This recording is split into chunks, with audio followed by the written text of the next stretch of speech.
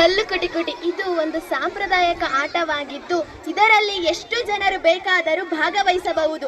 ಇದರಲ್ಲಿ ಎರಡು ರೀತಿಯ ಆಟಗಳಿದ್ದು, ಒಂದು ಗುಂಪಿನಾಟ, ಮತ್ತೊಂದು ಎಲ್ಲರೂ ಸೇರಿ ಆಡುವ ಆಟ. ನಾವು ಇಲ್ಲಿ ಗುಂಪಿನಾಟವನ್ನು ಆಯ್ಕೆ ಮಾಡಿದ್ದೇವೆ.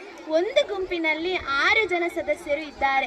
ಇವೆರಡು ಗುಂಪಿನ ನಡುವೆ ಟಾಸ್ ನಡೆಯುತ್ತದೆ. ಟಾಸ್ ಗೆದ್ದ ತಂಡವು ನಾವು ಔಟ್ ಆಗುತ್ತೇವೋ ಅಥವಾ ಓಡುತ್ತೇವೆ ಎಂದು ತೀರ್ಮಾನಿಸಿ ಆಟ ಶುರು ಮಾಡಲಾಗುತ್ತದೆ. 10-15 ನಿಮಿಷದಲ್ಲಿ ಯಾರು ಅತಿ ಕಡಿಮೆ ಸಮಯದಲ್ಲಿ ಔಟ್ ಮಾಡುತ್ತಾರೋ ಆ ತಂಡವು ಈ ಪಂದ್ಯವನ್ನು ಗೆಲ್ಲುತ್ತದೆ. ಇದರಲ್ಲಿ 3 ವೃತ್ತದಲ್ಲಿ ಒಂದೊಂದು ಕಲ್ಲನ್ನು ಇಟ್ಟಿರಲಾಗುತ್ತದೆ. ಔಟಾದ ಸದಸ್ಯ ಮಧ್ಯ ವೃತ್ತದಲ್ಲಿ ನಿಂತು ಕೈಯನ್ನು ಎತ್ತಿ ಕಡ್ಡಿಯನ್ನು ಹಿಡಿದುಕೊಂಡು ನಿಲ್ಲಬೇಕು. ಮತ್ತೊಬ್ಬ ಸದಸ್ಯ ಕೋಲನ್ನು ಹಿಂದೆ ಸಾಗಿಸಿಕೊಂಡು ತೆರಳಬೇಕು. ಔಟಾದ ಸದಸ್ಯ 3 ಕಲ್ಲನ್ನು ಒಂದೇ ಮಧ್ಯದ ವೃತ್ತದಲ್ಲಿ ಇಡಬೇಕು. ಮತ್ತೆ ಔಟಾದ ಸದಸ್ಯ ಓಡುತ್ತಿರುವ ಸದಸ್ಯರನ್ನು ಹಿಡಿಯಲು ಓಡಬೇಕು.